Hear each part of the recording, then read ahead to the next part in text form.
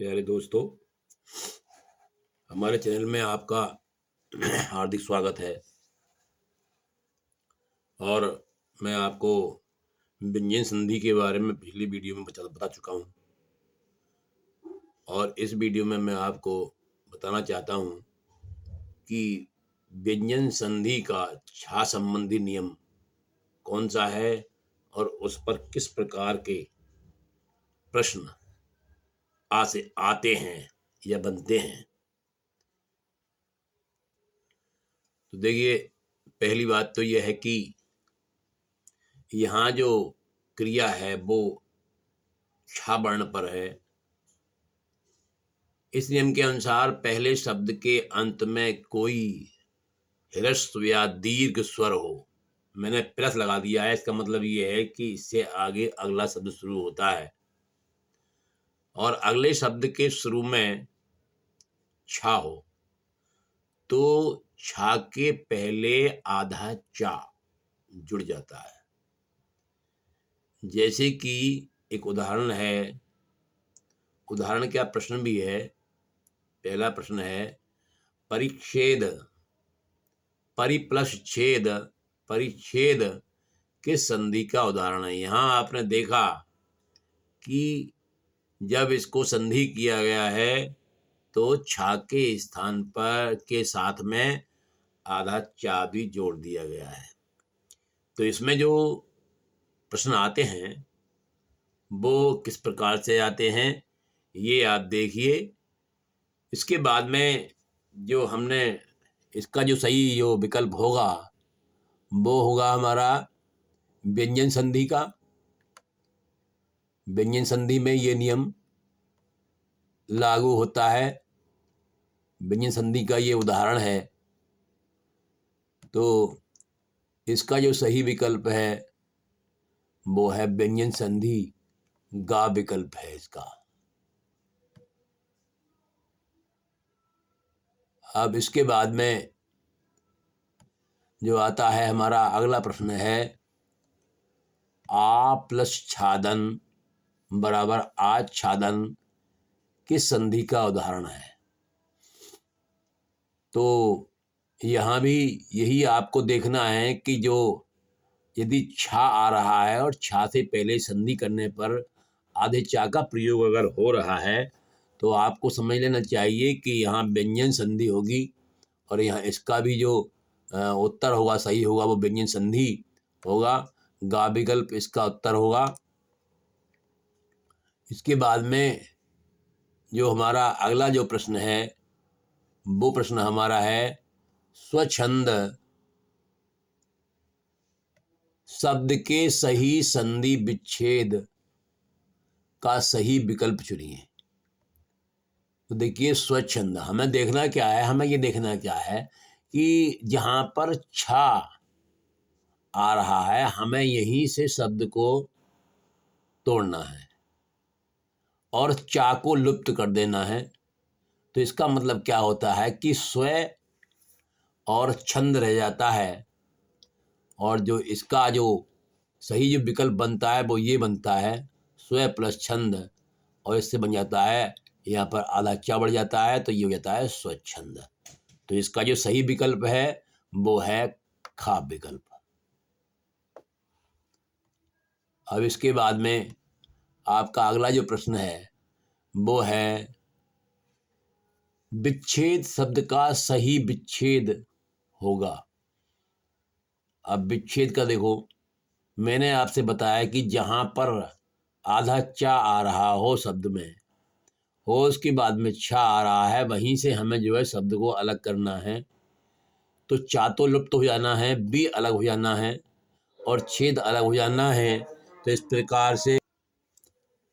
प्रकार से हमें समझ लेना चाहिए कि बी अलग हो गया, छेद अलग हो गया। तो इसका जो सही जो उत्तर होना चाहिए वो पहला ही जो विकल्प है यही सही होना चाहिए, क्योंकि यहाँ पर बिच बिच बड़ा चा बड़ा हो गया, यहाँ पर दा अलग कर दिया गया, यहाँ पर बी है खाली और छेद अलग कर दिया गया। तो यहाँ पर जो है यहाँ अंतर समझें, यहाँ पर जो है दीर्घ बी और यहाँ पर लघु मात्रा का ही प्रयोग है और यहाँ पर दीर्घ मात्रा का प्रयोग है, लेकिन जो उचित है वो यही है, इसलिए हम इसको ही चुनेंगे। तो ये हमारा होगा सही विकल्प विच्छेद, बी प्लस छेद, विच्छेद इसका सही विकल्प होगा। इसके बाद इससे अगला जो हमारा प्रश्न है वो है लक्ष्मी प्लस छाया। लक्ष्मी प्लस छाया बराबर लक्ष्मी छाया किस संधि का उदाहरण है? तो इसमें आप देख रहे हैं कि छा से पहले चा जुड़ गया है नियम के अनुसार, इसलिए यहाँ पर जो संधि होनी चाहिए वो व्यंजन संधि होनी चाहिए। तो ये आपका जो गा विकल्प है इसके लिए ये सही विकल्प होगा और इसका उत्तर होगा व्यंजन संधि। तो ये आप ध्यान रखें, आपको ये ध्यान रखना होगा कि जो क्रिया हो रही है, जो परिणाम बन रहा है, जो परिवर्तन हो रहा है वो किस प्रकार से हो रहा है और उसी प्रकार से हम संधि को पहचानेंगे। तो ये हमारा चल रहा है चा संबंधी नियम। अब यहाँ पर देखिए अगला जो हमारा प्रश्न है वो है ग्रह प्लस छिद्र की संधि के लिए सही शब्द चुनिए। अब हमें ग्रह प्लस छिद्र शब्द को जोड़ना है। तो जैसा कि इसका नियम है, नियम कहता है कि पहले शब्द के पहले कोई ह्रस्व व दीर्घ स्वर हो और उसके बाद में छा आ जाए तो क्या होता है, जोड़ने पर छा से पहले आधे छा का प्रयोग किया जाता है। तो इसके अनुसार जो हमारा जो सही कहना चाहिए शब्द होगा वो क्या होगा, ग्रह छिद्र के लिए ग्रह छिद्र, ये शब्द जो है आपका सही होगा। ये भी सही नहीं है, ये ग्रहा छिद्र हो रहा है और ये भी सही नहीं है। यहाँ पर भी जो है आका डंडा बीच में लगा हुआ है, जो उचित शब्द होगा उसका वो यही होगा ग्रह छिद्र। तो यहाँ पर जो है आपका जो सही विकल्प है वो गा विकल्प सही है आपका। इसके बाद में अगला जो प्रश्न है हमारा, प्रश्न है अनुच्छेद शब्द का सही संधि विच्छेद चुनिए। अनुच्छेद शब्द का सही संधि विच्छेद चुनिए।